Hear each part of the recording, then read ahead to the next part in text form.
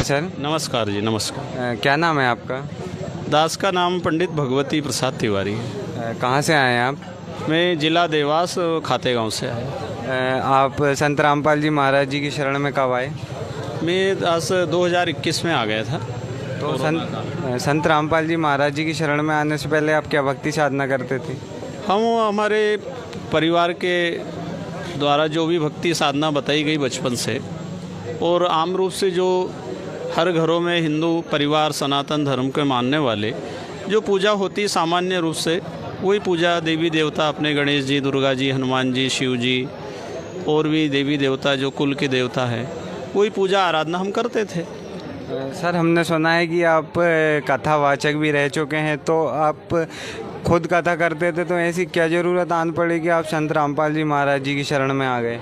हाँ, दास भागवत कथा करता था और 500 के लगभग कथा हो चुकी है, लेकिन संत रामपाल जी महाराज जी का ज्ञान सुनकर के अंतरात्मा में ऐसा लगा कि अपना ज्ञान अधूरा है। हम लोगों को जो ज्ञान दे रहे हैं वो गलत तो नहीं है, लेकिन पूर्ण कंप्लीट नहीं है, क्योंकि अपने को पूर्ण ज्ञान नहीं है। हम सुनी सुनाई बातें लोगों को सुनाते थे, इससे अंतरात्मा में लगा कि हम धोखा दे रहे हैं, क्योंकि पूर्ण ज्ञान हमको है नहीं। जब तक पूर्ण संत नहीं मिलते, पूर्ण सद्गुरु की प्राप्ति नहीं होती, तब तक पूर्ण ज्ञान होता नहीं है। और हमें पूर्ण संत कोई मिले नहीं। जो मिले हैं, जिन्होंने जितना ज्ञान बताया उतना हम लोगों को सुनाते थे। तो दास के मन में आया कि आत्मकल्याण कैसे होगा, तो फिर संत रामपाल जी महाराज जी के सत्संग प्रवचनों से अंतरात्मा में वो संतुष्टि हुई।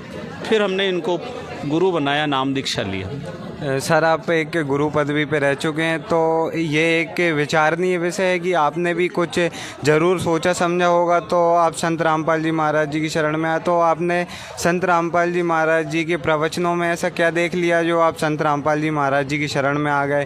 क्योंकि आप खुद भी एक भागवत गीता के कथावाचक थे, इसका क्या कारण सर? वो क्या है, कथा सुनाता था मैं, और सारे संतों की वाणी को सुन कर के मैंने भी कथाओं में सारी बातें बताई, लेकिन अंतरात्मा में ये भाव रहता था कि हम गुरु योग्य नहीं हैं, और जिस पद पर बैठे हैं हम जो ज्ञान लोगों को दे रहे हैं वो कंप्लीट ज्ञान नहीं है। रामपाल जी महाराज जी का ज्ञान इतना सच्चा लगा क्योंकि वो वेद, शास्त्र, पुराण, उपनिषदों के आधार पर भक्ति बताते हैं।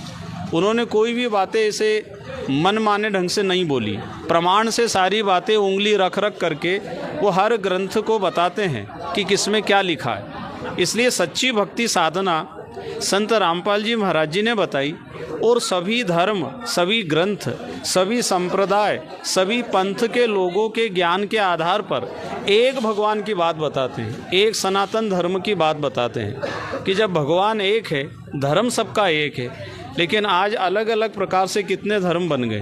तो रामपाल जी महाराज जी की सबसे अच्छी बात ये लगी कि जीव हमारी जाति है, मानव धर्म हमारा, हिंदू, मुस्लिम, सिख, ईसाई, धर्म नहीं कोई न्यारा।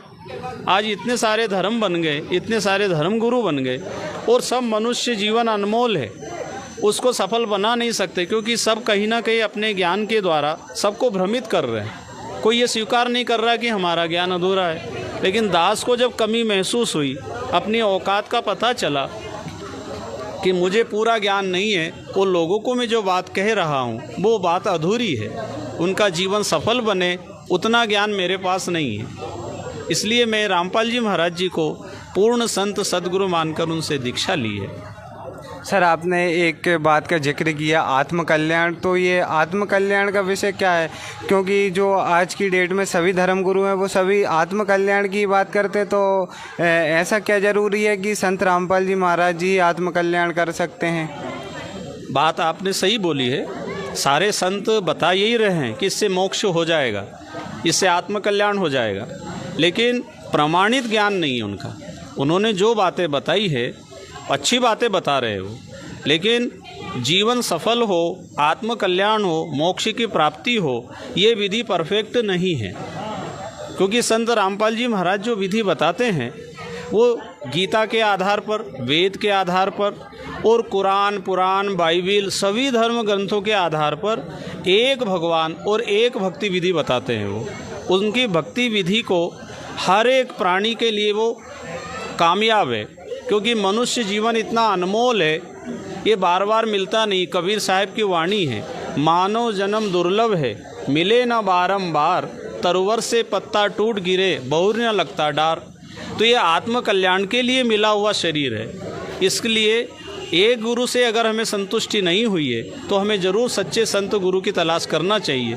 इसलिए दास ने अभी तक गुरु बनाए, उन्होंने अच्छा ज्ञान दिया और उन्हीं के ज्ञान आधार से भक्ति पूजा के आधार पे आज मैं आगे बढ़ा। इसलिए पूर्ण संत रामपाल जी महाराज जी के ज्ञान को मैंने स्वीकार किया। तो सर, आपने संत रामपाल जी महाराज जी की शरण में आने से पहले क्या कोई और अन्य धर्म गुरु को अपना भी लिया था? नहीं, सभी सनातन धर्म में जितने भी संत रहे हैं सबने अच्छी बातें बताई है और मैंने उनको भी गुरु बनाया, उनसे भी ज्ञान लिया है। लेकिन वो कंप्लीट ज्ञान नहीं था ऐसा मुझे अंतरात्मा में लगा। लेकिन संत रामपाल जी महाराज जी को सुनने के बाद मुझे संतुष्टि हुई। मैंने वेद और गीता में प्रमाण के साथ उनके ज्ञान को सुना, मिलान किया, तब उनको मैंने पूर्ण रूप से गुरु माना। सर, कहते हैं कि गुरु बदलना पाप होता है, मगर आपने भी पहले अन्य धर्म गुरुओं के प्रवचन सुने, फिर आप संत रामपाल जी महाराज जी की शरण में आए, तो इस विषय पे आपकी क्या राय है? हाँ, बात तो ये मैंने भी सुनी है कि भाई गुरु नहीं बदलना चाहिए। लेकिन संत रामपाल जी महाराज जी बताते हैं कि भाई जब तक पूर्ण ज्ञान ना हो, तो जैसे शरीर में पूर्ण रोग का निवारण ना हो तो गुरु बदलते हैं, ऐसे अगर जन्म मरण का रोग का निवारण ना हो तो गुरु बदल लेना चाहिए। कबीर साहब की वाणी है, जब तक गुरु मिले ना सांचा, तब तक गुरु करो 10 पाँचा। तो गुरु बदलने में दोष नहीं है। जैसे डॉक्टर से इलाज ठीक नहीं हो तो हम डॉक्टर बदलते हैं, हम दूसरे डॉक्टर वैद्य के पास जाते हैं। ऐसा हमारा सबसे बड़ा रोग सारे मनुष्यों को लगा हुआ है, ये जन्म और मरण का रोग है। इसलिए गीता के 7वें अध्याय में 29 नंबर श्लोक में बताया है, जरा मरण मोक्षाय। ये जरा और मरण से छुटकारा पाने के लिए मनुष्य शरीर मिला है। नहीं तो बार बार पुनरपि जन्मम पुनरपि मरणम पुनरपि जननी जठरे शयनम ई संसारे खलु दुस्तारे कृपया तारे पाही मुरारे। कि बार बार जन्म और मरण की ऐसी बीमारी है, 84 लाख योनि होती है। उस तरह से रामपाल जी महाराज जी ने वो सच्चा ज्ञान दिया है जिससे हम जन्म मरण के दुखों से सदा सदा के लिए मुक्त हो सकते हैं। सर, आप एक गुरु पदवी पे रह चुके हैं, तो जो अन्य धर्म गुरु आज जो आपको देख रहे हैं और जो लोग आपको देख रहे हैं, तो आप उनको क्या संदेश देना चाहेंगे? क्योंकि आप भी एक गुरु पदवी पे रह चुके हैं और आपके भी शिष्य थे, तो आप उन शिष्यों को और उन धर्म गुरु और उन लोगों को क्या कहना चाहेंगे जो आज भी शास्त्र विरुद्ध साधनाओं में लगे हुए हैं? आप क्या संदेश देना चाहेंगे उनको? दास तो सभी से प्रार्थना करेगा, संदेश तो गुरु जी बताते हैं और वो संदेश जब सब सुनेंगे तो सबकी समझ में आएगा। क्योंकि जब मेरी समझ में आ गया, जो इस कार्य में लगे हैं, धर्म के प्रचार में भगवान की महिमा सुनाते हैं, वो सब अच्छा कार्य कर रहे हैं। लेकिन मेरी उनसे प्रार्थना है कि संत रामपाल जी महाराज जी के सत्संग को ज़रूर सुने, उनकी पुस्तकों को ज़रूर पढ़ें। आप जो कार्य कर रहे हो, आपका उद्देश्य तो सही है, क्योंकि मेरा भी वही उद्देश्य था, लेकिन मार्ग सही हमारे पास उपलब्ध है नहीं, सही विधि उसकी मालूम नहीं है, जिसके बारे में हमें पता नहीं। और हम जो बताने जा रहे हैं भगवान के विषय में, तो हमें पूरा ज्ञान होना चाहिए, नहीं तो हम दोषी माने जाएंगे। इसलिए दास ने जब सत्संग सुना रामपाल जी महाराज जी का, तो अपनी औकात का पता चल गया कि अपने को पूरा ज्ञान है नहीं। इसलिए दास ने उनको गुरु धारण करके ये बात महसूस की है कि पूर्ण संत धरती पे अगर कोई है तो जगत गुरु रामपाल जी महाराज जी हैं। उनका ज्ञान सच्चा है, प्रमाणित ज्ञान है। इसलिए सभी को उनका सत्संग सुनना चाहिए, पुस्तक में मिलान करना चाहिए, अपने धर्म शास्त्रों से मिलान करके ज़रूर निर्णय ले। ये जीवन अनमोल है और ये बार बार मिलता नहीं है। इसलिए सभी धर्म गुरुओं से भी, कथावाचकों से भी और सभी भक्तों से दास हाथ जोड़ के विनम्र प्रार्थना करता है कि मानुष जीवन सफल बनाने के लिए संत रामपाल जी महाराज जी का सत्संग सुने और उनके पुस्तकों को ज़रूर पढ़ें। शुरू में तो आपको समझ में नहीं आएगा, क्योंकि पहले हमने जो ज्ञान सुन रखा है वो ज्ञान के आधार पर ये ज्ञान उल्टा लगता है। लेकिन बार बार जब सुनेंगे तो फिर ये ज्ञान सही है ऐसा आपको भी समझ में आएगा। सर, आपने सत्संगों का जिक्र किया, तो जो लोग संत रामपाल जी महाराज जी के सत्संग देखना चाहें तो वो कैसे देख सकते हैं? संत रामपाल जी महाराज जी के सत्संग के लिए बहुत आसान तरीका है।